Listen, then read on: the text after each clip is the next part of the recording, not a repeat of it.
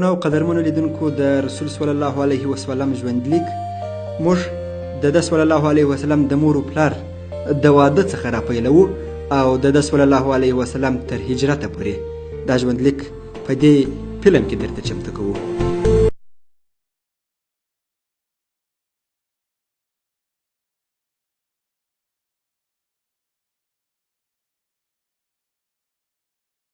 حضرت سرور کائنات د مخلوقاتو سرتاج دی. ټوله نړۍ او دا هر څه د هغه له رویه پیدا سوي دي. لمر ګرمي، سپوږمۍ ښایست، اوبو صفاوالی یوازې او یوازې د رسول صلی الله علیه وسلم له برکته پیدا کړه. لکه څنګه چې په قرآن شریف کې هم فرمایل سوي دي چې پر انسانانو د رحمت لپاره محمد صلی الله علیه وسلم دنیا ته راولېږل سو. هغه د کائناتو سبب دی. الله جل جلاله تر هر څه د مخه، تر مځکې، تر اسمان او تر ملایکو، یعنی تر هر څه د مخه خپل د نور څخه د هغه صلی الله علیه وسلم نور یې پیدا کړ. پر هغه نور یې نوم کښېښود چې تر ټولو ښکلی او ښه نوم دی محمد. او په کائناتو کې هر څه یې د هغه د نور له برکته پیدا کړل. کله چې الله جل جلاله روحونه راټول کړي او پوښتنه ځینې وکړي چې آیا زه ستاسې رب نه یم، لومړی جواب هم هغه صلی الله علیه وسلم ورکړي.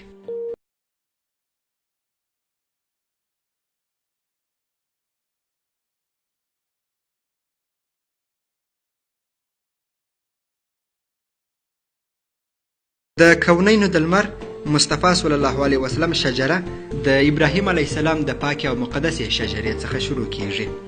پلار یې د هاشمي کورنۍ د عبدالمطلب تر ټولو کوچنی زوی عبدالله و. مور یې د ادب مثال بیبي امینه د زبره د کورنۍ څخه د وهیب لور وه. د دواړو شجره پر یو ځای کې سره یو ځای کیږي. حضرت محمد صلی الله علیه وسلم د دغو دواړو ښو انسانانو د واده په نتیجه کې پیدا سو. مبارک علیه السلام د 501 میلادي کال د اپریل د میاشتې پر 20 او د ربیع الاول پر 12 د دوشنبې په ورځ سهار خواته نږدې و دې نړۍ ته تشریف راوړ. تر دې د مخه چې هغه دا نړۍ مشرفه کړي، دنیا په تاریکه کې وه. انسانیت له منځه تللی و. وحشت، بربریت، کفر او ظلم حاکم وه او خپل اوج ته رسېدلې وه. ډېره بده زمانه وه او دومره بد وخت و چې کوچنۍ انجونې به یې ژوندۍ په خاورو کې ښخولې. د هغه نور او هغه الهي امرونه چې یې راوړي و انسانیت یې وژغوري. د سورة الانبیاء په 107 آیت کې الله جل جلاله داسې فرمایي: موږ ته یعنی خپل حبیب و عالمیانو ته د بل شي نه، بلکې عالمیانو ته د رحمت لپاره ورلېږلی یې. و دنیا ته د حضرت محمد صلی الله علیه وسلم تشریف راوړل. د عالمیانو د سردار زیږېدنه د هغه مور بیبي امینه په دې ډول بیانوي: کله چې امیدوار وم هیڅ نه یم په تکلیف سوی. کله چې رسول صلی الله علیه وسلم پیدا کېدی، یو بیرونکی اواز مې واورېدی او وبېرېدم. یو غټ سپین مرغه راغلی او زما ملا یې راوموږل چې په دې سره مې بیره هم له منځه ولاړه. ما ته یې د اصل په څېر خواږه او د شیدو په څېر سپین شربت راکړه او محمد صلی الله علیه وسلم نړۍ ته راغی. هرې لوري ته نور خپور و. روښانه څېرې لرونکي او د اوږد قد څښتنانې ښځې راغلې تر څو زما خدمت وکړي. په ځینو روایتونو کې راغلي چې د دغو درو ښځو څخه یوه یې حضرت مریم، بله حضرت آسیه او بل هم د جنت له حورو څخه یوه حوره وه. په هغه ګړي کې مې یو بل غږ هم واورېدی. غږ داسې و هغه د خلکو له سترګو وساته، یعنی د لره په الله سره د هر حسد کوونکي څخه ساتنه وغواړه. زما له سترګو په هغه ګړي پرده لرې سوه او زه لږ څه په وام کې وم. ما ټوله نړۍ لویدیځ او ختیځ ولیدل او بیرغونه مې ولیدل چې په ختیځ، لویدیځ او مکه مکرمه کې ایښول سوي دي. وروسته یوه سپینه ورېځ راتاو سوه او محمد صلی الله علیه وسلم یې یو ګوړی زما له سترګو نیهام کړ او بیا مې داسې غږ واورېدی. هغه په ختیځ او لویدیځ کې وګرځوئ او پر ټوله نړۍ یې وګرځوئ تر څو ټوله مخلوقات د هغه نور وپېژني. یو ګړی وروسته ورېځ بیرته ولاړه. نور محمد صلی الله علیه وسلم سنت خواپاکی پرېولل سوی و او پر شا باندې د پیغمبرۍ مهر و. چې پیدا سو دستي یې سجده وکړه.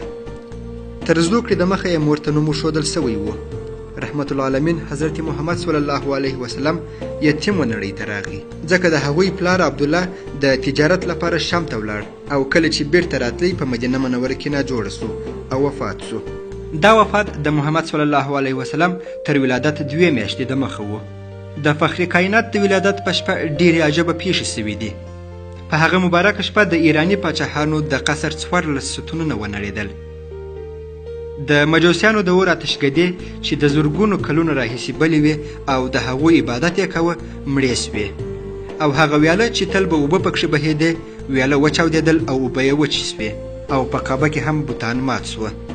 د رسول صلی الله علیه وسلم په زیږېدنه سره د کفر او شرک لړۍ پای ته ورسېده او دا نړۍ په علم او اسلام سره مشرفه سوه. د حضرت محمد صلی الله علیه وسلم د شیدو مور بیبي امینې شیدې نه درلودلې تر څو محمد صلی الله علیه وسلم ته یې ورکړې. د مکې مکرمې خلکو به خپل کوچنیان و صحراو ته استول او سارایي ښځو ته به یې ورکول تر څو ویې روزي او شیدې ورکړي، ځکه په مکه مکرمه کې هوا ډیره ګرمه وه او دا هوا کوچنیانو نه سوی زغملی او په صحراو کې هوا یخه وه. د مکې مکرمې څخه لږ څه لرې د بني سعد قبیله اوسېدل. د دې قبیلې خلک ډیر مسکینان وه او د بل چا کوچنیان به یې د شیدو ورکولو لپاره اخیستل. حلیمه هم ډیر مسکینه وه او د همدې قبیلې وه.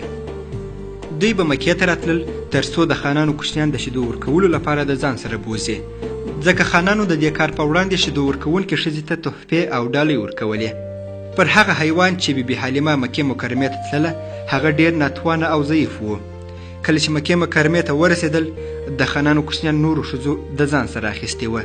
بیبي حلیمې ته یتیم کوچنی ورپاته و، که څه هم یتیم و خو د ډېرې ښې او نسب لرونکې کورنۍ څخه و.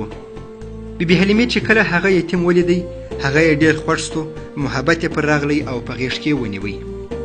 وروسته نو بیبي حلیمې او بیبي امینې خدای پاماني سره وکړه او بیبي حلیمې د یتیم کوچني محمد صلی الله علیه وسلم سره بیرته خپل کلي ته روان سول. د حضرت محمد صلی الله علیه وسلم د پیغمبرۍ معجزې له دې ځایه شروع سوې. هغه ضعیفه حیوان چې حلیمه مکې مکرمې ته پر راغلی وه د دې خوا چې تلل ډېر قوي و او تر نورو ټولو د مخه روان و. د حلیمې به کور ته هم برکت راغلی و. د اوښانو او میږ شیدې ډېرې سوې. د رسول مبارک د شیدو مور به هر کال محمد صلی الله علیه وسلم مکې مکرمې ته خپلې اصلي مور ته بیوی او تر څه مودې پاته کېدو وروسته به یې بیرته خپل کلي ته راوستی. سرور کائنات 4 کاله د بیبي حلیمې سره پاته سو. دا چې بیبي حلیمه پر دې بیردل چې محمد صلی الله علیه وسلم ته به کم زیان ور ورسېږي نور یې ونه غوښتل چې د ځان سره یې وساتي او د ځان سره یې مکې مکرمې ته یووړ او خپل اصلي مور ته یې وسپارئ. بیبي امینې خپل یتیم زوی حضرت محمد صلی الله علیه وسلم ډېر ښه ساتی او ډېر پام یې پر کاوه. په دې ډول 2 کاله نور هم تیر سول. حضرت سرور کائنات د 6 کلو و چې بیبي امینه د خپل خاوند سره د وفا په موخه غوښتل د هغه و قبر ته د زیارت لپاره ورسي. د بیبي امینې سره په دې سفر کې ام یمن، عبدالمطلب او 6 کلن حضرت محمد صلی الله علیه وسلم ملګري وه. دوی یثرب ته ولاړه. هلته څه موده پاته سوه. کله چې بیرته د یثرب څخه مکې مکرمې ته راتلل د ابوا په نامه یو کلي کې د حضرت محمد صلی الله علیه وسلم مور ناروغه سوه چې وروسته په هغه کلي کې وفات سوه او په هغه کلي کې ښخه کړل سوه. اوس نو محمد صلی الله علیه وسلم واقعي یتیم سو، ځکه هم یې پلار نه درلودی او هم یې مور له لاسه ورکړه. خو د هیڅ څخه هر څه پیدا کوونکی الله جل جلاله د حضرت محمد صلی الله علیه وسلم مالک او روزونکی و.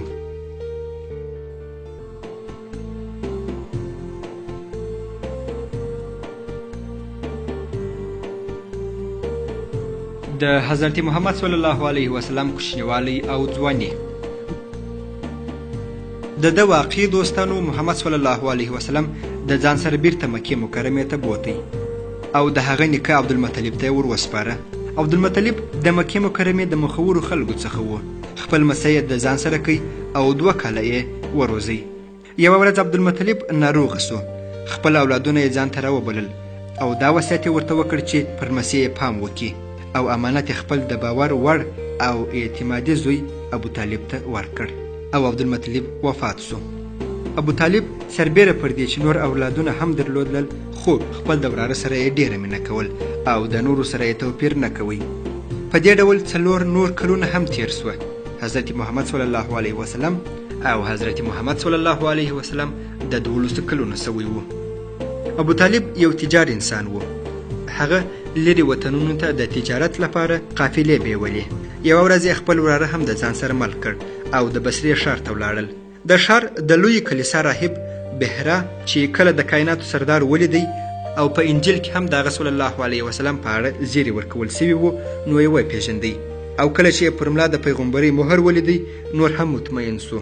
نو یې ابو طالب ته وویل چې تاسو دا کوچنی شام ته مه بیایاست. دا کوچنی هغه پیغمبر دی چې د هغه په اړه تر مخه زیری ورکول سوی. هغه یهودانو ته مه ورښایاست ځکه دته زیان ورسوي.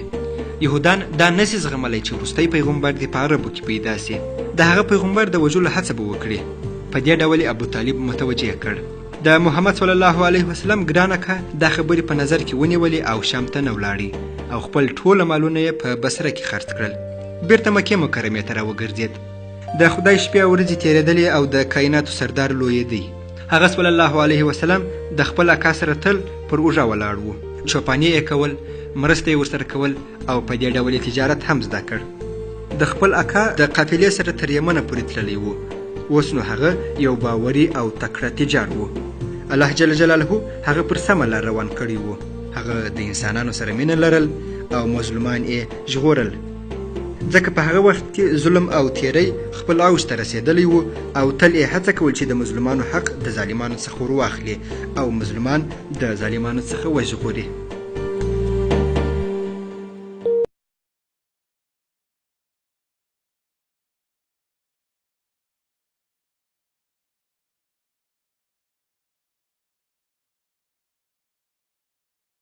د رسول مبارک واده او اولادونه. دا چې محمد صلی الله علیه وسلم ډیر ښه، نیک او غوره اخلاق درلودل، ډیره ښه رویه یې کول او ډیر امانتکار و، نو خلکو محمد الامین نوم پرې ایښی و. هغوی به تل په شریکه تجارت کاوه او په دې وخت کې د دواړو جهانو لمر د 25 کلونو عمر ته رسېدلی و. د عدد مثال حضرت خدیجه الکبرا د مکې مکرمې د تجارو او پرمختللې کورنۍ څخه وه او 40 کلنه وه. دا چې هغه ډیره پتمنه ښځه وه، هر چا غوښتل چې د هغې سره واده وکړي، خو هغې واده ونه کړ. خپل وخت یې د تورات او انجیل په څېړنه کې تېراوه. په دغه ورځو کې حضرت خدیجې د حضرت محمد صلی الله علیه وسلم څخه وغوښتل تر څو تجارت ورسره وکړي او د قافلې سره یې ولاړ سي. بیا له هغه هم حضرت خدیجه په دې خبره وه چې محمد صلی الله علیه وسلم ډیر امانت ساتونکی دی او تر ټولو ښه انسان دی.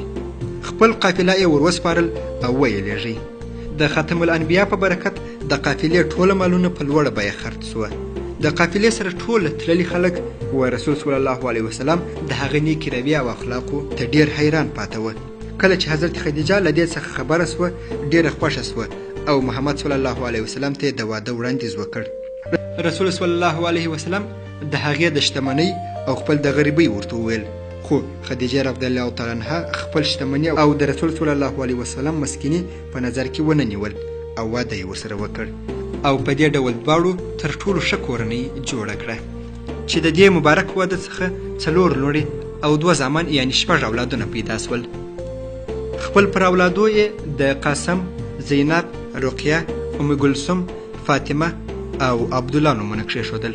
حضرت محمد صلی الله علیه وسلم د عربانو د دود او دستور سره سم د لومړي اولاد پلار یا ابوالقاسم هم بلل کېدی.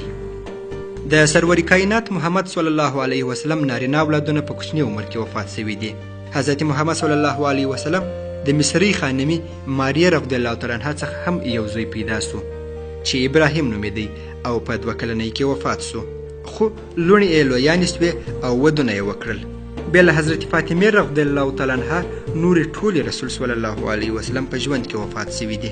د سترګو تور بیبي فاطمه د خپل ګران او مبارک پلار تر رحلت 6 میاشتې وروسته له دې نړۍ سترګې پټې کړې دي. د رسول صلی الله علیه وسلم نسب د هغه لور بیبي فاطمه څخه دوام وموند. هغې د حضرت علی رضی الله تعالی عنه سره واده وکړ. د رسول صلی الله علیه وسلم د ودونو یوازینی لامل قومونه راټولول او په هغو کې اسلام خپرول د ښځو اړوند اسلامي امرونه او لارښوونې د ښځو له لارې و نورو ښځو ته رسول او و بېوزلو ښځو ته د پناه ورکولو په موخه و. او دا لویه او مقدس وظیفه حضرت عایشه رضی الله تعالی عنها په ثبوت رسولې، ځکه هغې د رسول صلی الله علیه وسلم څخه ډېر زیات حدیثونه روایت کړي دي. د حضرت محمد صلی الله علیه وسلم قضاوت او عدالت.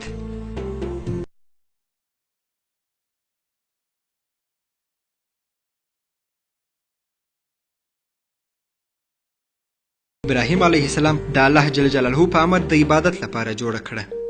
د وخت په تیریدو سره بت پرستو عربانو د کعبې خونه د لرګو او ډبرو څخه جوړ سوو بوتانو څخه ډکه کړه. کله چې حضرت محمد صلی الله علیه وسلم د 15 کلو دا پریکړه وکړه چې کعبه به رغوي، ځکه کعبه د وخت په تیریدو سره خرابه سوې وه او بیرته یې په هغه ډول ورغول لکه څنګه چې حضرت ابراهیم علیه السلام جوړه کړې وه. حضرت محمد صلی الله علیه وسلم د کعبې په رغولو کې هم برخه اخیستې وه. بالاخره نوبت د حجر الاسود ډبرې ایښودلو ته ورسېد. ډېر جنجال رامنځته سو د عربو ترمنځ، ځکه هر قوم غوښتل چې دغه مبارکه ډبره پر خپل ځای کښېږدي او د دې ډبرې ایښودل یو ډول نیکمرغي او شرف و. د وینې تر بهېدو جنجال او لانجه ورسېدل. بالاخره شخړه کوونکو دا پریکړه وکړه چې د کعبې د حرم د دروازې څخه چې هر څوک لومړی راسي، هغه چې هره پریکړه وکړه هغه به منو. لومړنی کس چې کعبې ته ننوتی هغه نور عالم فخر الموجودات حضرت محمد مصطفی صلی الله علیه وسلم و. عرب د رسول الله مبارک په لیدلو ډېر خوشحاله سول او نارې یې کړلې چې امین راغی. ټولو ومنله چې ډبره به محمد صلی الله علیه وسلم پر ځای ایږدي، ځکه ټولو هغه په محمد امین پیژندی. هغه ډېره ښه پریکړه کوونکی او حق ورکوونکی و. هغه د هیڅ چا سره بې عدالتي نه وه کړې. محمد صلی الله علیه وسلم یو ټغر هوار کړ او ډبره یې پر کښېښودله. د ټولو قومونو مشرانو څخه یې وغوښتل تر څو د ټغر څنډې ونیسي. په ټولو یې ډبره تر هغه ځایه وروړه او بیا مبارک علیه السلام ډبره خپله پورته کړه او پر ټاکل سوي ځای یې کښېښوده.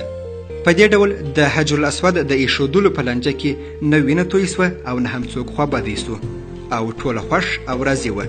خو سرور کائنات روحا او قلبا نه و خوښ، ځکه د کعبې په منځ کې د بوتانو شتون د هغه صلی الله علیه وسلم نه و خوښ. هغه صلی الله علیه وسلم روح تل د یوه الله جل جلاله په لټه و.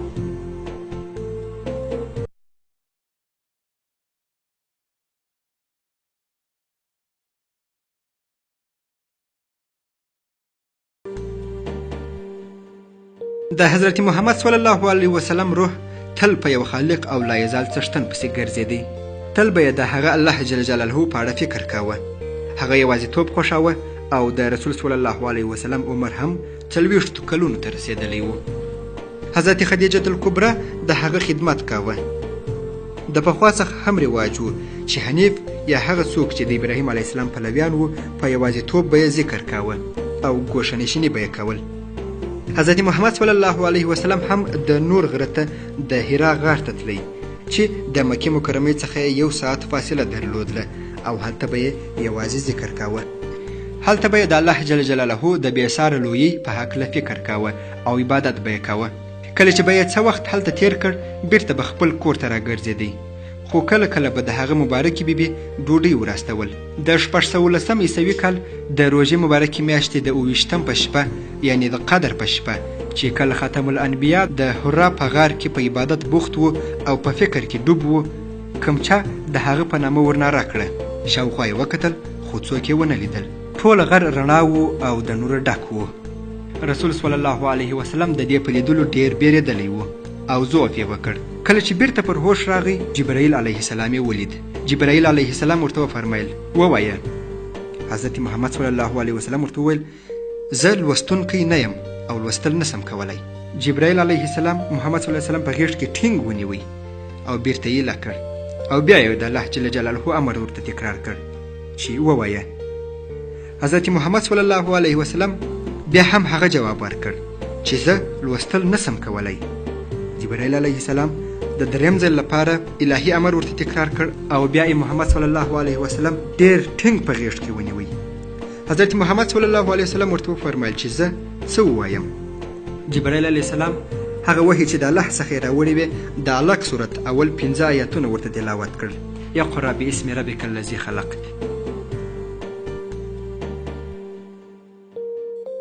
ولوله ای پیغمبره د خپل رب په نوم، هغه چې ټول مخلوقات یې پیدا کړه، د کلکې سوي وینې د یوې ټوټې څخه انسان هست کړ. ولوله ستا پروردګار ډېر مهربان او کریم دی چې هغه د قلم په مرسته انسان ته علم وښودی، انسان ته یې هغه علم ور وښود چې هغه پرې نه پوهېدی.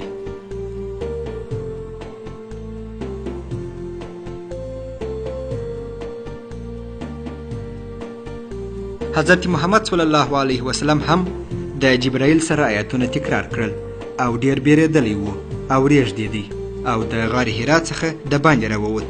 عین غږ یې د باندې هم واورېد: محمده، زه جبرائیل یم او ته د خدای پیغمبر یې.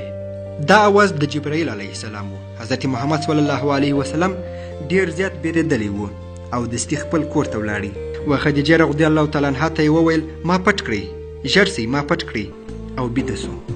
کله چې مبارک علیه السلام د خوب څخه راکښېنستی، نو دا جریان یې حضرت خدیجه الکبرا ته ووایه. د حال څخه یې خبره کړه.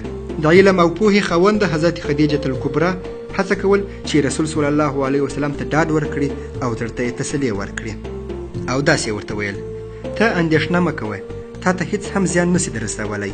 ته د الله جل جلاله د بندګانو او خپلو دوستانو سره ښه چلند کوې، د میلمنو عزت او پر مظلومانو مهربانه یې، ته د ښه زړه څښتن یې. حضرت خدیجه رضی الله تعالی عنها حضرت محمد صلی الله علیه وسلم خپل د اکا زوی ورقه ته وروستی. ورقه سپین ږیری، عالم او پوه سړی و. ورقه په تورات او انجیل کې ډېر زیات معلومات درلودل او همدارنګه حنیف، یعنی په هغه څه چې ابراهیم علیه السلام راوړي و، باور یې کوي. هغه د قصې تر اورېدلو وروسته رسول صلی الله علیه وسلم ته داسې وویل: مبارک دې سه ای محمده، ته د خدای پیغمبر په توګه انتخاب کړل سوی یې. ته هغه پیغمبر چې حضرت عیسی علیه السلام یې په اړه زیری ورکړی و. هغه ملایکه چې تا ته راغلې وه، عیسی او موسی علیه السلام ته یې هم الهي وحی راوړې وې چې جبرائیل نومیږي. کشکې زه ځوان وی، تر څو په هغه ورځ مې ستا سره مرسته کړې وی چې ستا قوم تا له ښاره باسي. حضرت محمد صلی الله علیه وسلم ورته وفرمایل: آیا زما قوم به ما د مکې مکرمې څخه وباسي؟ ورقه وویل: بله، داسې یو پیغمبر هم نسته چې خپل قوم هغه ته تکلیف نه وي ورکړی. او څه موده وروسته ورقه وفات سو.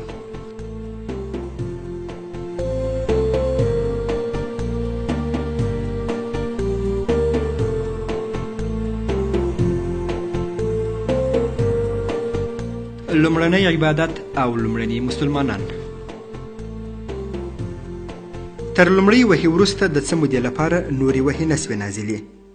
یوه ورځ مبارک علیه السلام چې کله د حرا د غار څخه راکښته کېدی، یو غږ یې واورېدی. د اسمان په لور یې وکتل، جبرائیل علیه السلام یې ولیدی. او دا لومړی ځل و چې حضرت محمد صلی الله علیه وسلم جبرائیل علیه السلام په اصلي شکل ویني. په بیره کې خپل کور ته ولاړ، ویې ویل: ما پټ کړئ، ما پټ کړئ. په دغه وخت کې جبرائیل علیه السلام د سورة المدثر لومړي 15 آیاتونه راوړل. ای هغه څوک چې د وحي د بیرې څخه دی ځان پیچلی دی، د خوب څخه ولاړ سه، انسانان په الهي عذاب سره وبېروه، یوازې د خپل رب عبادت وکړه، لمونځ کوه، کالي دې پاک وساته، بد کارونه پرېږده، یعنی ظاهر او باطن دې دواړه پاک کړه، او دا انسانانو ته ور ورسوه. په لومړنیو وحیو حضرت محمد صلی الله علیه وسلم یوازې نبی سوی و او په تبلیغ سره نه و امر سوی، خو د سورة المدثر په نازلېدو سره رسول هم سو او په تبلیغ کولو سره هم امر سو، خو په ښکاره تبلیغ لا نه و شروع سوی. لمونځ د ایمان وروسته لومړنی عبادت دی او د مدثر سورت په نازلېدو سره لمونځ هم فرض کړل سو. د دې سورت تر نازلېدو وروسته مکې مکرمې ته نږدې په یوه وادي کې جبرائیل علیه السلام و محمد صلی الله علیه وسلم ته اودس تازه کول ور زده کړل او لمونځ یې ور وښودی. محمد صلی الله علیه وسلم د لمانځه تر زده کړې وروسته خپل کور ته ولاړی او خپل مبارکې خانمې بیبي خدیجې ته یې هم ور زده کړل او دواړو مبارکانو به لمونځ کوه. لومړنی انسان چې ایمان یې راوړ هغه حضرت خدیجه الکبرا رضی الله تعالی عنها وه. وروسته هغه مریی ایمان راوړ چې رسول صلی الله علیه وسلم آزاد کړی و، یعنی زید بن حارثه، او د هغه پسې رسول صلی الله علیه وسلم د اکا زوی علي چې لا تنکی ځوان و ایمان یې راوړ. کله چې محمد صلی الله علیه وسلم د 25 کلو تر هغه وخت د خپل اکا سره اوسېدی او کله چې واده وکړ د اکا زوی علي رضی الله تعالی عنه چې د 15 کلو د دې لپاره د ځان سره خپل کور ته یووړ چې د اکا سره یې مرسته کړې وي او د هغه اوږې ورسپکې کړې وي ځکه هغه ډېر نور اولادونه هم درلودل. یوه ورځ چې کله حضرت محمد صلی الله علیه وسلم او حضرت خدیجه رضی الله تعالی عنها لمونځ کاوه، حضرت علي رضی الله تعالی عنه دوی ولیدل او پوښتنه یې وکړه چې تاسې څه کوئ؟ کله چې محمد صلی الله علیه وسلم هغه اسلام دین ورته تشریح کړ، حضرت علي رضی الله تعالی عنه ایمان راوړ، که څه هم د 10 کلونو و. وروسته حضرت محمد صلی الله علیه وسلم د کورنۍ د باندې خپل ګران او صادق دوست حضرت ابوبکر ته د اسلام بلنه ورکړه. هغه هم بې له کوم شک او شبهې اسلام ومنه او ایمان یې راوړ، ځکه چې هغه هم د جاهلیت په وخت کې د بتانو عبادت نه و کړی. د حضرت ابوبکر صدیق په مسلمانېدو سره رسول صلی الله علیه وسلم ډېر مهم مرستیال او مرستندوی پیدا کړ. د حضرت ابوبکر صدیق په ذریعه د مکې مکرمې څو نور مهم شخصیتونه هم مسلمانان سوه. پټ او مخفي دعوت 3 کاله دوام وکړ. 3 کاله وروسته د مسلمانانو شمیر 10 تنو ته ورسید. هغوی په پټه په خپلو کورونو کې عبادت کاوه.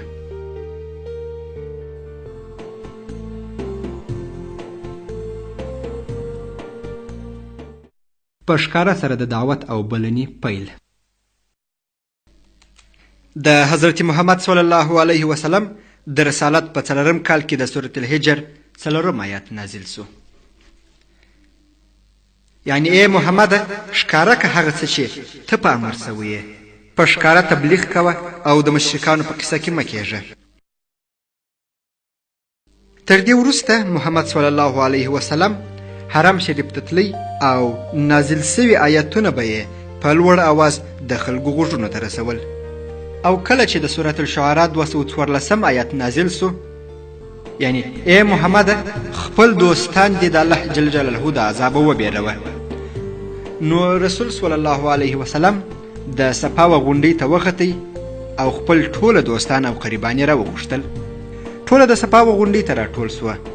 هغوی ټوله په انتظار و چې محمد الامین څه وایي، ځکه چې هغه هیڅ کله درواغ نه و ویلي.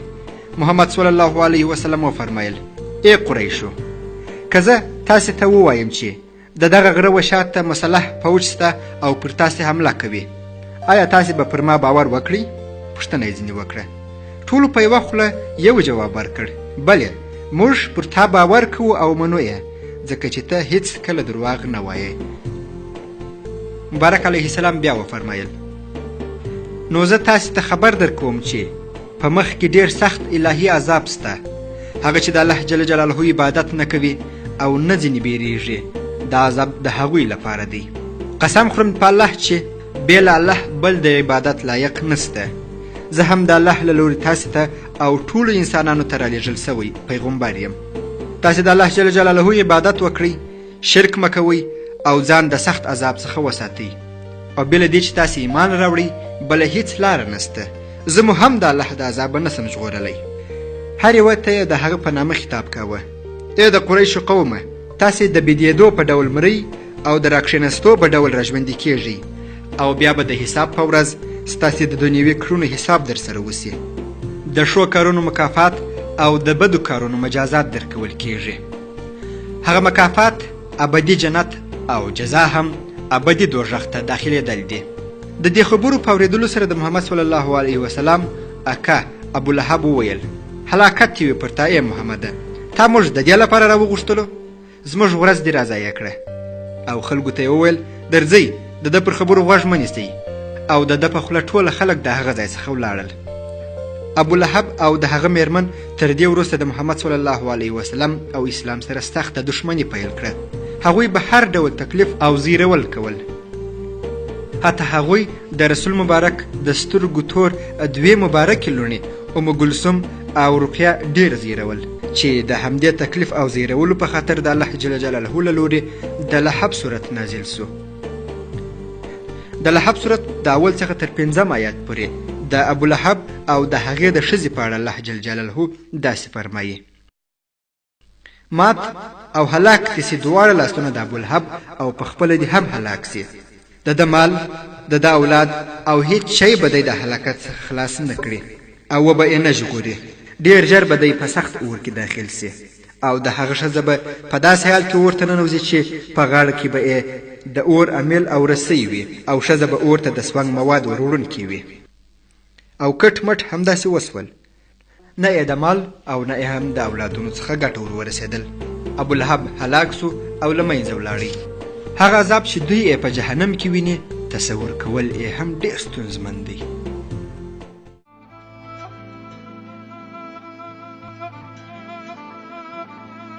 د مشرکانو له لوري د ازارولو پیل.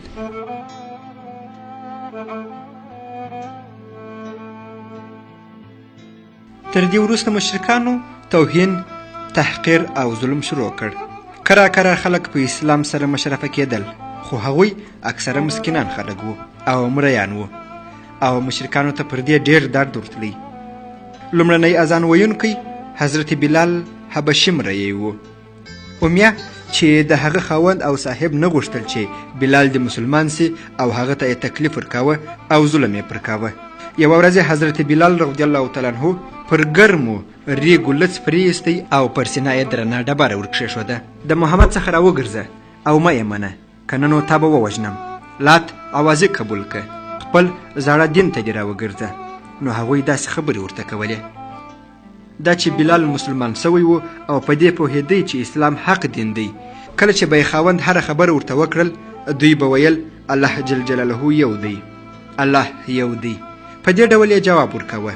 د فخر الکائنات مبارک علیه السلام صادق دوست حضرت ابوبکر صدیق 7 تنه مریان او مینځې د کافرانو څخه رانیولې چې حضرت بلال یو له هغو څخه و. هغوی یې د ظالمو خاوندانو څخه د عذاب څخه خلاص کړل او آزاد یې کړل، ځکه چې الله جل جلاله انسان اشرف المخلوقات پیدا کړي، غلامان او مریان کېدلی نسي. بندگی یوازې الله ته کیږي. د قریشو مشران د حضرت محمد صلی الله علیه وسلم و اکا ابو طالب ته راغله او ورته ویې ویل ستا وراره زموږ خدایانو ته توهین او حقارت کوي، موږ په دې سره کښته ښیي. یا دې هغه له دې کار څخه تیر سي او یا ته هغه مه حمایه کوه، نور نو موږ صبر نسو کولی. په دې ډول یې هغه تهدید کړ. د مبارک علیه السلام اکا پر دې وبېرېدی چې په محمد صلی الله علیه وسلم څه ونه کړي او تاوان ورته پیښ نه کړي. نو محمد صلی الله علیه وسلم ته راغی او ورته ویې ویل ای محمده، د قوم په منځ کې بې اتفاقي پیدا کول ښه کار نه دی. ته چې په هر څه باور لرې هغه کوه، خو د قریشو خدایان بد مه بوله. کیدای سي هغوی چې خدایان یې بوتان دي تا ته زیان در ورسوي. محمد صلی الله علیه وسلم د دې خبرو په اورېدلو سره داسې وفرمیل ای اکا، زه په الله قسم خورم چې که چیرې مشرکان زما په یوه لاس کې لمر او په بل لاس کې سپوږمۍ کښېږدي، لا به هم زه د تبلیغ څخه تیر نسم، ځکه خدای یو دی. ابو طالب چې دا خبرې واورېدې نو ویې ویل ای محمده، زما د ورور زویه، ته چې خوښه دې وي هغه وایه. زه په الله قسم خورم چې ستا دفاع به د هر چا او د هر شي په وړاندې کوم.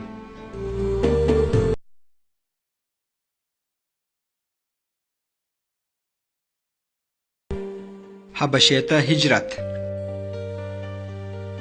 د اسلام مبارک دین د ظهور 15 کاله پوره سوي وه. د مشرکانو شکنجه او ظلم پر مسلمانانو خپل اوج ته رسېدلی و. ایمان لرونکو په اسانۍ سره خپل عبادت نسوای کولی. هغوی خپل دا حال د رسول صلی الله علیه وسلم سره شریک کړ. محمد صلی الله علیه وسلم ورته وویل تاسې حبشې ته ولاړ سئ، هلته یو عادل پاچا سته، په هغه ځای کې رښتیا او سم حکمونه کیږي.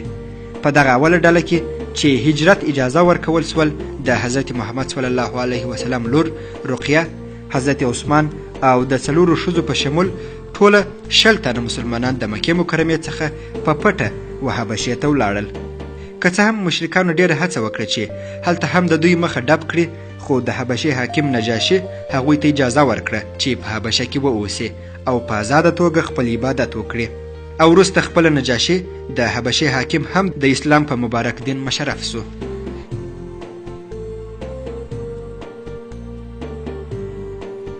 د حضرت حمزه او حضرت عمر رضی الله تعالی عنهم مسلمانېدل.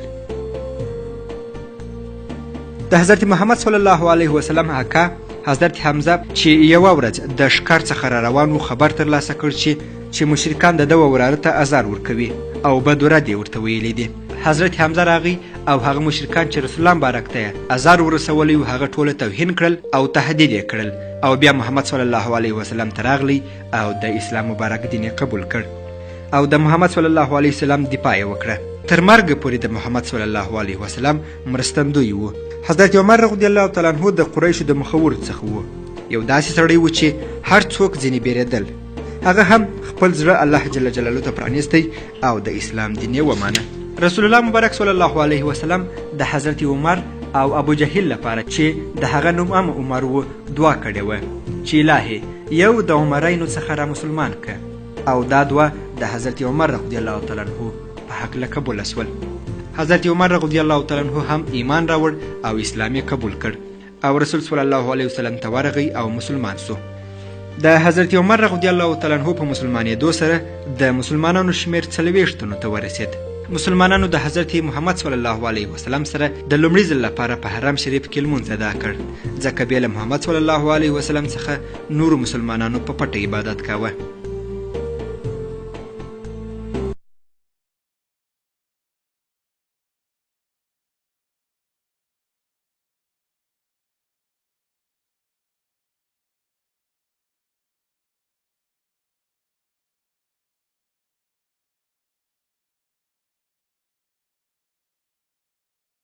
مشرکانو د مخ پر زیاتېدونکي دین اسلام د مخنیوي لپاره هر ډول ظلم کاوه که څه هم د هغوی ظلم او آزار مسلمانان له دینه بیرته نه ګرځول خو د دې برعکس د مسلمانانو شمیر ورځ په ورځ زیاتېده نو د همدې لپاره د قریشو مخور مشرکین سره راټول سول چې مشري ابو جهل په غاړه درلودل دوی پریکړه وکړل چې نور به د مسلمانانو سره نه راکړه ورکړه کوو نه به تجارت ورسره کوو یعنی اقتصادي بندیزونه یې پرې ولګول حتی هغوی دا هم وویل چې د دې وروسته به یو بل ته ښځې هم نه ورکوو دوی خپل دا پریکړه ولیکل او پر کعبه شریفه یې وځړول تر دې پریکړې وروسته چې ډېرې زیاتې مادې درلودلې نور مسلمانان راغلل او د بني هاشم د مسلمانانو سره یو ځای اوسېدل یې پیل کړه مسلمانان دلته 3 کاله د ظلم او عداوت په تاریکه کې ژوند وکړ چې دا 3 کاله ډېر سخت وه په دغو 3 کلو کې مسلمانانو ډېرې ستونزې ولیدلې حتی د لوږې له امله یې د ونو بلګونه هم وخوړل او د مسلمانانو د اولادونو چغې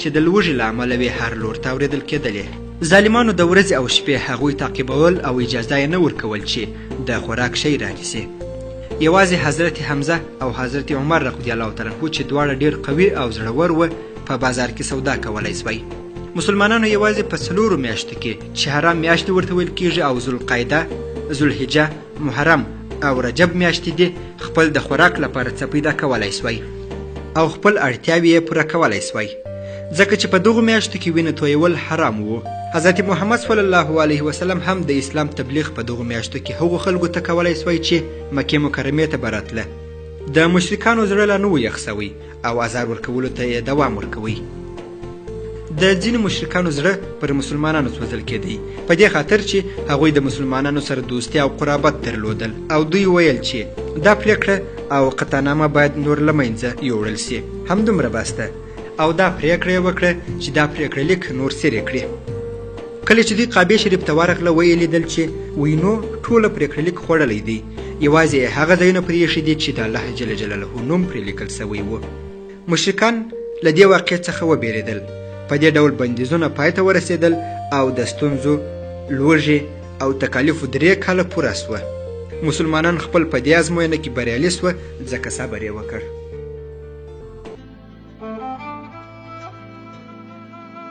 عام الحزن یا د غم کال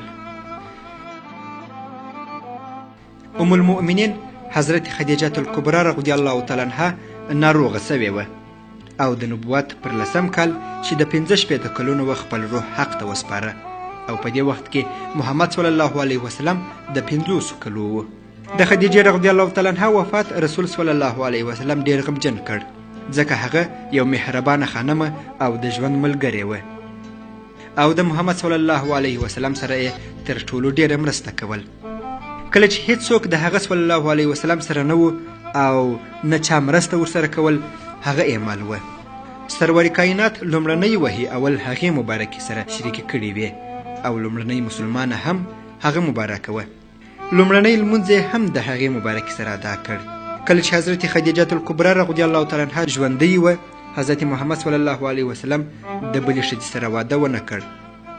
حضرت محمد صلی الله علیه وسلم خپل د ژوند ملګری او خپل مرستندویه د لاسه ورکړې وه چې ډېر یې غمجن کړی و. رسول الله مبارک له دا غم نه و هېر کړی چې بل غم پرې را روان و. د هغه روزونکی، لویونکی، پالونکی، د هغه دفاع کوونکی او د تبلیغ په وخت کې رسول صلی الله علیه وسلم ته زمینه برابرونکی د هغه اکا ابو طالب ناروغه سوی و. د حضرت خدیجې څخه څه موده وروسته هغه هم وفات سو. هم یې خپل لوی او ډېر قوي مرستندوی د لاسه ورکړی و او هم یې هغه اکا مسلمان نسو او تر دنیا تیر سو. یو په بل پسې دوو غمونو مبارک علیه السلام ډېر غمجن کړی و. نو له همدې امله محمد صلی الله علیه وسلم دې کال ته عام الحزن یا د غم کال ووایه، ځکه په دغه کال کې محمد صلی الله علیه وسلم هغه څوک د لاس ورکړ چې د هغه په موجودیت کې یې ښه تبلیغ کولی سوی، یعنی ابو طالب. مشرکان د ابو طالب په مرګ نور هم زړور سوه، ځکه داسې څوک نور نه و پاته چې د محمد صلی الله علیه وسلم دفاع دې وکړي او مشرکان د ابو طالب څخه ډېر زیات بیرېدل. اوس نو هغوی خپل ازار په ډېره زړورتیا سره کاوه او هغه ازارونه یې رسول الله مبارک ته ورسول چې تر اوسه یې تصور هم نه و کړی.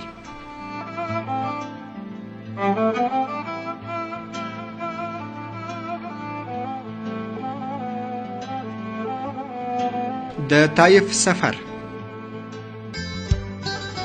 د مشرکانو ازار او تکلیف پر مسلمانانو اوج ته رسېدلی و. د بعثت 10 کال چې د عیسوي 640 کال د جولای سره سمون خوري، محمد صلی الله علیه وسلم د آزاد کړل سوي مری زید بن حارثه سره و طائف ته د تبلیغ لپاره سفر وکړ چې د مکې مکرمې څخه 8 میله لرې و. د طائف اوسېدونکي بت پرستان و. رسول صلی الله علیه وسلم په دې موقع چې هغوی اسلام ته دعوت کړي ورغلي و او هغوی ته تبلیغ شروع کړ. اما هغوی د مکې د مشرکانو سره توپیر نه درلود او د مکې تر مشرکانو لا بدتر و. محمد صلی الله علیه وسلم ته وویل بې له تا بل څوک نه و پاته سوي چې خدای پاک د پیغمبر په توګه راولېږي. په دې ډول یې محمد صلی الله علیه وسلم ته اجازه ورنه کړل چې په طائف کې تبلیغ وکړي. د مبارک علیه السلام د طائف د خلکو څخه امید قطع سو. نو اراده یې وکړه چې بیرته د طائف څخه ولاړ سي. ظالمانو په دې وخت کې هلوکان او بېباکه ځوانان 2 صفه درولي وه چې پر رسول صلی الله علیه وسلم یې د ډبرو باران شروع کړ. د مبارکو پښو څخه یې وینې بهېدلې. زید هم هڅه کول چې د مبارک علیه السلام سپر سي او په خپل وجود یې د هغه مبارک څخه ډبرې ګرځولې، خو بیا هم پر رسول مبارک ډبرې موښتلې.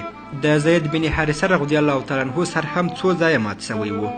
رسول صلی الله علیه وسلم ډېر ازارونه لیدلي وو، خو دا ډېر سخت ازار و، ځکه نه څوک مسلمانان سوه او نه یې چا پر خبرو غوږ ونیوی. مبارک علیه السلام په دې حال ډېر غمګین و او تقریبا ناامیده سوی و، ځکه هر چاته چې به یې تبلیغ وکړ هغه بیا هم اسلام نه مانه. د دې هر څه ظلم او ازار سره سره بیا هم محمد صلی الله علیه وسلم شرا ونه کړه. د طائف څخه د باندې رسول صلی الله علیه وسلم او زید د انګورو په یو باغ کې د استراحت لپاره کښېنستل چې د عداس په نامه د دې باغ بزګر او غلام دوی مبارکانو ته انګور راوړل. محمد صلی الله علیه وسلم د بسم الله په ویلو د انګورو په خوراک شروع وکړه. عداس چې نصراني و ډېر حیران سو او یې ویل دلته هیڅوک د الله نوم نه یادوي، تاسې څوک یاست؟ محمد صلی الله علیه وسلم عداس ته خپل ځان ور وپېژندی او راوړی دین یې ورته تشریح کړ. هغه ته یې د اسلام بلنه ورکړه او مریی عداس هم مسلمان سو. د دومره ظلم او ازار لیدلو وروسته یوازینی نفر و چې مسلمان سو، خو محمد صلی الله علیه وسلم د یوه نفر په مسلمانېدو دومره خوشحاله کېدی چې دا ټوله ظلمونه او ازارونه یې له یاده وتل. محمد صلی الله علیه وسلم په دې ښه پوهېدی چې وهرې ترقۍ ته رڼا سته او تر هر ظلم او ازار وروسته خوشحالي راتلونکې ده. له همدې امله په ډېرو سختو حالاتو کې هم تبلیغ کاوه، ځکه چې هغه صلی الله علیه وسلم د عالمیانو لپاره د رحمت په توګه راستول سوی و. محمد صلی الله علیه وسلم او د هغه آزاد کړل سوی مری زید د مکې پر لوري راهیست و، خو بیا هم لږ غمجن و، ځکه چې د بعثت 10 کال و او د مسلمانانو شمېر تقریبا یوازې 80 نفرو ته رسېدی. په دې وخت کې جبرائیل علیه السلام ورته راغی، ویې ویل ای د خدای رسوله، دا چې قوم دې څه درته وویل خدای پاک ټوله واورېدل، د هغوی کړنې یې ولیدلې او زما سره یې پر غرونو مقرره ملایکه هم درته راولېږل چې د قوم په اړه دې څه غواړې صرف دې ملایکې ته امر کوه. د غرونو ملایکې لومړی پر حضرت محمد صلی الله علیه وسلم سلام وکړ او بیا یې وویل ای محمده، زه ستا امر ته آماده یم. که ته امر کوې زه به دستي دغه دواړه غرونه سره رانږدې کړم او د مکې مشرکان به په منځ کې چختان کړم او له منځه به یوسم. خو محمد صلی الله علیه وسلم وویل یا زه نه غواړم چې قوم د الله جل جلاله د عذاب له امله هلاک سي. زه غواړم چې قوم مسلمانان سي او یوازې د الله جل جلاله عبادت وکړي. هغه مبارک علیه السلام د هغه چا ښېګڼه هم غوښتل چې د سره عیبت کول او ازار یې ورکوي، ځکه چې هغه تر ټولو انسانانو مهربان انسان و.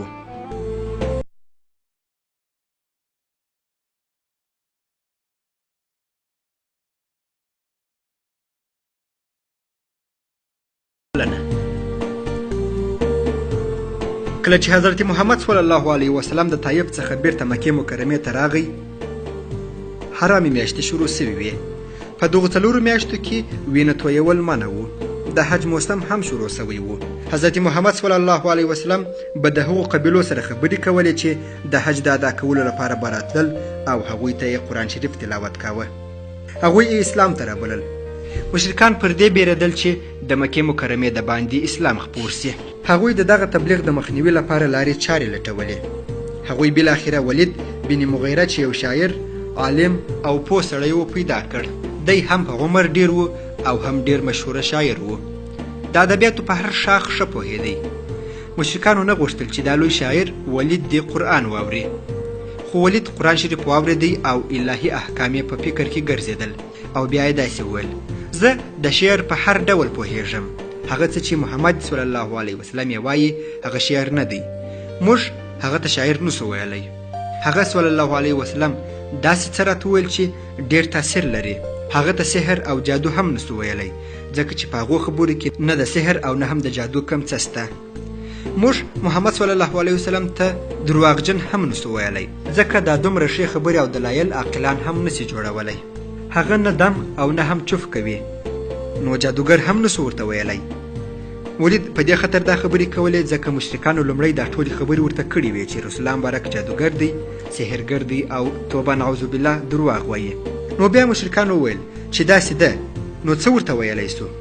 ولید بن مغیره ورته وویل دا چې څه شی ورته ویلی سو زه نه پرې پوهېږم، اما تاسې چې کم تورونه پر محمد صلی الله علیه وسلم تړلي هغه ټوله غلط او بې منطقه دي او تاسې په دې ډول محمد صلی الله علیه وسلم ګناهکاره نه سئ بللی او نه هم بل چاته قناعت ورکولی سئ. دا د ولید جواب و چې مشرکانو ته یې ورکړ. خو یوه ورځ وروسته د هغه ولید وویل چې محمد صلی الله علیه وسلم سحرګر دی، ځکه ورور له وروره او قوم له قومه بیلوي. دا په سحر سره کوي. دی پیغمبر نه دی او محمد صلی الله علیه وسلم د پیغمبري دعوا ناقي کړې ده. د دغه بدبخت ولید په اړه الله جل جلاله په قرآن شریف کې په مدثر صورت کې داسې فرمایي بېشکه هغه فکر وکړ چې پر قرآن څنګه تان یا عیب ووایي او په زړه کې یې خبره جوړه کړه او یې ویل چې قرآن کریم سحر دی. پس نو دی دې هلاک کړل سي، بیا دې هلاک او ملعون سي. بیا یې محمد او قرآن ته وکتل او محمد ته یې شا کړه، د اسلام څخه یې سرغړونه وکړه او یې ویل چې دا قرآن سحر دی او د بشر قول دی. ژر ده چې دی به د دوزخ اور ته داخل کړم. او له دې وروسته یې فخر الکائنات جناب محمد صلی الله علیه وسلم ته سحرګر ویل. کله چې به محمد صلی الله علیه وسلم هر چا ته د تبلیغ لپاره ورتلی، مشرکان به پسې وه او هغه ته به یې ویل محمد سحرګر دی، ورور له وروره، زوی له پلاره او قوم له قومه سره بیلوي. په محمد باور مه کوئ. که څه هم مشرکانو هر څومره هڅه کول، خو بیا هم د الله جل جلاله دین مخ پر خپرېدو و.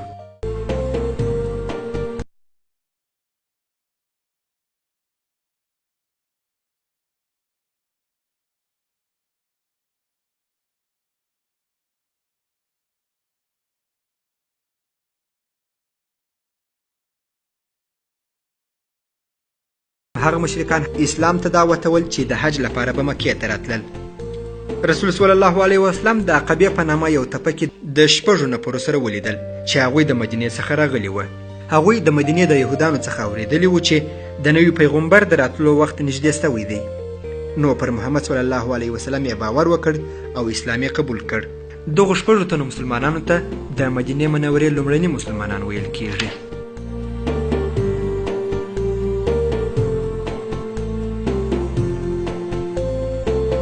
د عقبې لومړی بیعت.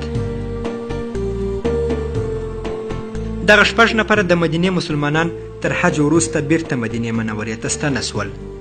هغوی چې څه ولیدل او څه یې وکړل ټول جریان یې خپلو دوستانو ته ووایه او خلکو د اسلام دین قبول کړ. 1 کال وروسته د حج په وخت کې د مدینې څخه 12 نفره محمد صلی الله علیه وسلم ته راغله. دا خلک د خزرج او اوس د قبیلو څخه وه. دغو 12 نفرو چې د مبارک علیه السلام سره خبرې وکړې نو دا وعده یې وکړه چې د الله سره به شریک نه نیسي، غلا او زنا به نه کوي، خپل لوڼې به نه وژني، پر چا به تهمت نه وایي او د الله جل جلاله او د رسول صلی الله علیه وسلم د لارې به نه اوړي او سرور کائنات یې د لاس څخه ونیوی. دا بیعت یې ورسره وکړ. نو دغه لیدنې او وعدې ته د عقبې لومړی بیعت وویل سو. د مدینې څخه دغه 12 تنه مسلمانان د اسلام د دین د خپرولو لپاره بیرته مدینې منورې ته ولاړل. محمد صلی الله علیه وسلم د مدینې مسلمانانو ته د قرآن شریف د ښودلو لپاره مصعب بن عمیر ورسره واستوي تر څو هلته خلکو ته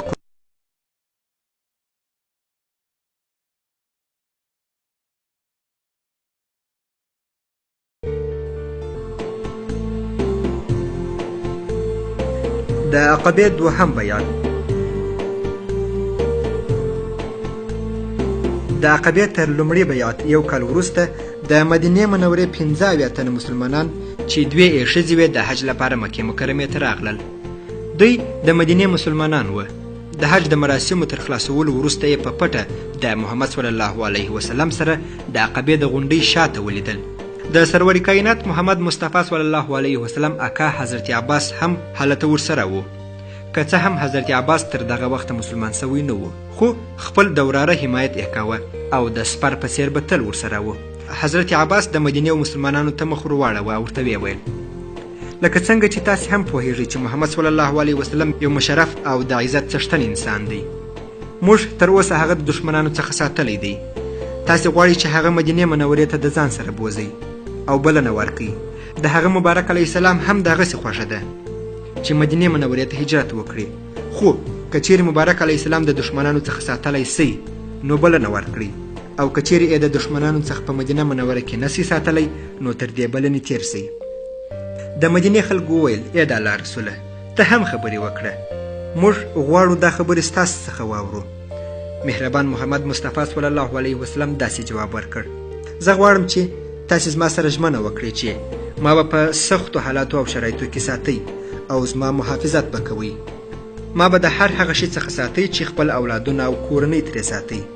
زما او د الله جل جلاله اطاعت به په هر ډول شرایطو کې کوئ. د مدینې خلکو بیا وویل یا رسول الله موږ دلته د دې لپاره راغلي یو چې ستا سره وعده او بیعت وکړو.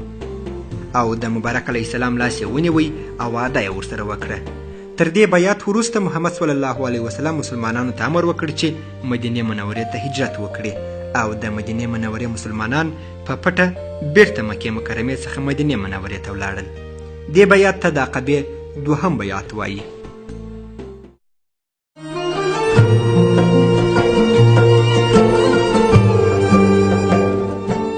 تا لمنه د خزان ګلاب ګلاب کړه، موږ لاستونه د بهار کړل زخم زخم. تا دشمن هم په امان رساوه کور ته، موږ ملګري خپل پر لار کړل زخم زخم. پر تا باندې د غلیم بچی هم ګران وو، پر تا باندې د غلیم بچی هم ګران وو، موږ بچی د مور او پلار کړل زخم زخم. مګر بیا مو هم پر خلو دغه دعوا ده چې موږ ستا پر لار روان یو محمده.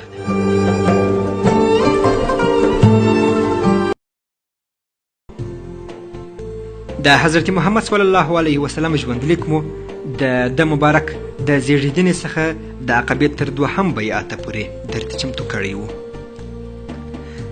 لکه څنګه چې تاسې په ترتیب سوي فلم کې ولیدل چې حضرت محمد صلی الله علیه وسلم څومره ډیر تکالیف او زحمتونه زموږ لپاره ګاللی دي او د الله جل جلاله دین یې په څومره تکلیف تر موږ پورې را رسولی دی. نو راسئ چې یو ځل پر هغه صلی الله علیه وسلم درود ووایو، که څه هم پر هغه الله درود وایي، پر هغه ملایکې درود وایي، پر هغه کاڼې او بوټي درود وایي، هغه زموږ به درود ته اړتیا هم نه لري، خو خیر دی دا چې موږ د ده امتیان یو د ده صلی الله علیه وسلم لپاره به یو درود وایو ځکه بیرته یې ګټه موږ ته رارسېږي او په دې درود سره موږ د محمد صلی الله علیه وسلم شفاعت د آخرت په ورځ ترلاسه کولی سو. او څومره خوږ تړون خاونده، څومره خوږ تړون خاونده موجود زما او ستا ترمنځ دی. محمد ستا هم جانان دی، محمد زما هم جانان دی.